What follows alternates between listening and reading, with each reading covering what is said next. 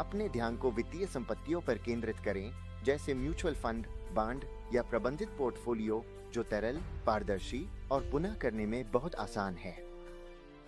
गलती 3, फेमा अनुपालन की कमी। विदेशी मुद्रा प्रबंधन अधिनियम या फेमा कड़ा है। विदेश में रहते हुए नियमित निवासी बचत खाता उपयोग करना एक नियामक उल्लंघन है। भारत में एनआरआई के रूप में कृषि भूमि खरीदना पूरी तरह से अवैध। समाधान: अनुपालन को अपनी पहली रक्षा पंक्ति के रूप में माने। सुनिश्चित करें कि आपके खाते, केवाईसी और संपत्ति के प्रकार एनआरआई नियमों के साथ सख्ती से मेल खाते हैं।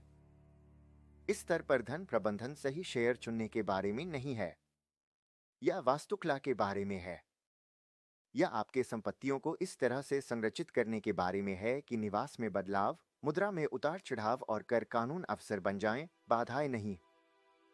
यदि आप